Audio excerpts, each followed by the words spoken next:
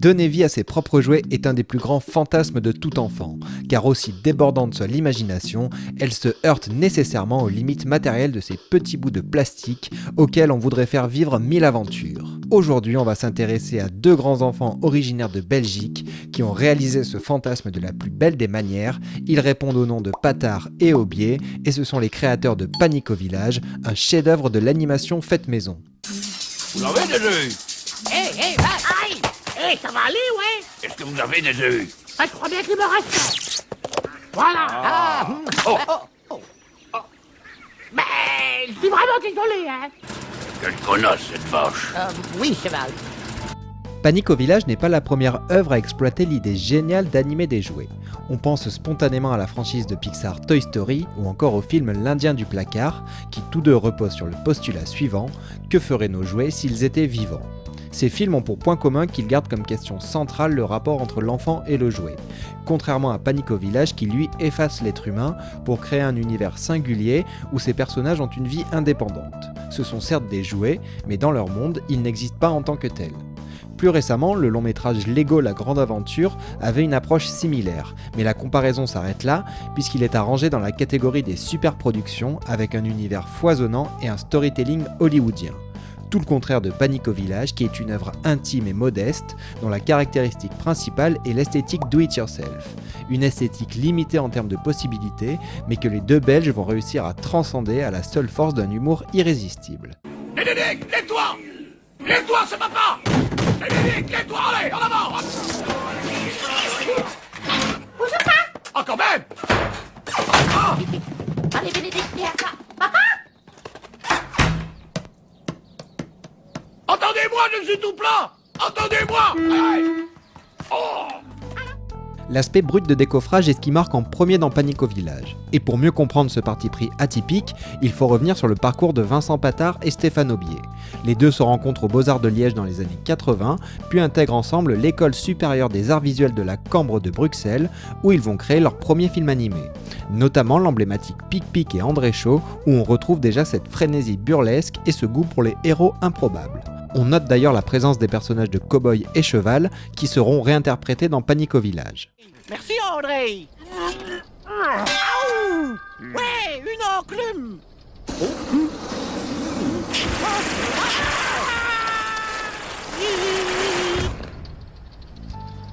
Comme leur vision de l'animation n'est pas réductible à un style, ils n'hésitent pas à jouer sur les formes. En 1991 par exemple, Patard s'amuse à faire un clip non officiel en stop motion de la chanson Tout l'amour de Dario Moreno.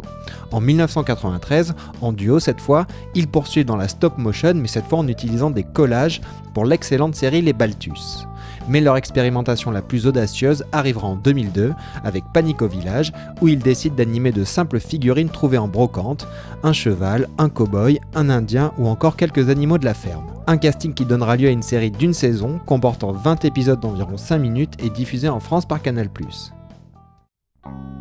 Dans leurs interviews, Patard et Aubier soulignent systématiquement la volonté de créer une série d'animation brute et rock'n'roll. On pourrait même dire punk, car elle reprend les préceptes originels de ce mouvement musical, à savoir remettre en question les codes traditionnels en imaginant un langage marginal basé sur la spontanéité et la simplicité. Et en effet, Panico Village se fout d'avoir une animation léchée, car au fond ce n'est pas la technique qui compte, mais la créativité et l'expressivité. Ici, pas d'effets spéciaux, mais de la pure stop motion artisanale, avec des figurines métamorphosées de manière rudimentaire. La plupart n'ont à peine plus de 4 postures différentes et presque aucune expression faciale. Change de poste. Oh non, cheval. Oh.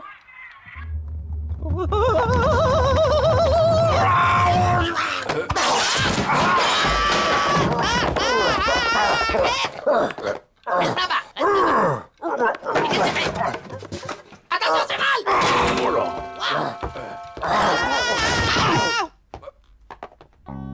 Cette attitude punk s'étend à d'autres aspects comme par exemple le non-respect des proportions des habitations entre l'extérieur et l'intérieur. Mais qu'importe, car il ne s'agit pas d'être réaliste, il s'agit surtout d'avoir un univers cohérent. Et en termes de création d'univers, Patard et Aubier sont très forts car à partir de 3 bouts de ficelle, ils réussissent à construire une super série avec l'outil le plus universel et le plus enfantin qui soit, l'imagination.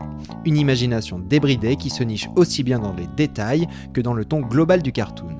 Dans les détails, ça peut être un vêtement ridicule, ou alors un accessoire comme le fameux lit de cheval, ou bien encore tout simplement une posture d'un personnage. Et plus largement, la créativité dans Panic au village, c'est ce décalage entre d'un côté un monde assez banal, à savoir la campagne profonde où normalement rien ne se passe, et de l'autre des personnages improbables qui y vivent des aventures délirantes. Cet esprit rappelle forcément le duo Wallace et Gromit, qui lui aussi fonctionne beaucoup sur ce rapport entre un cadre banal et des péripéties loufoques.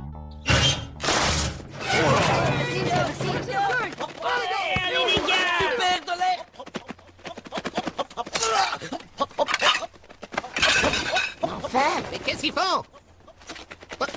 Mais bien! Arrêtez! Mais qu'est-ce que vous faites? Lâchez-moi! Oh non!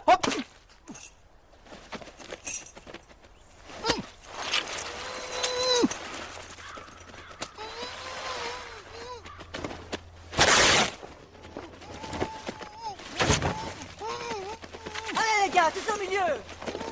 Eh mais c'est un terrain de football!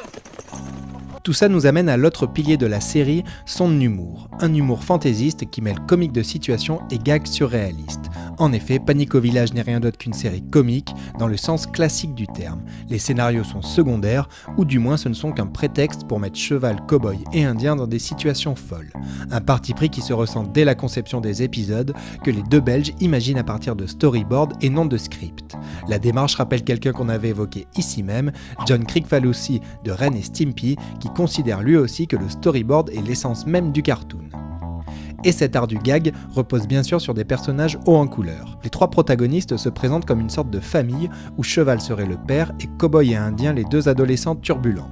Si leur écriture n'est pas extrêmement détaillée, on pourrait tout de même définir Cheval comme une figure aussi autoritaire que cool, qui aime profiter de la vie et surtout qu'on lui foute la paix.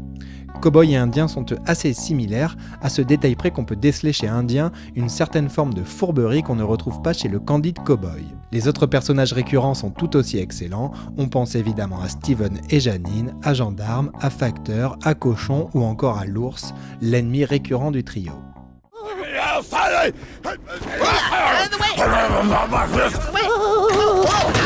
cowboy, ouvrez la porte!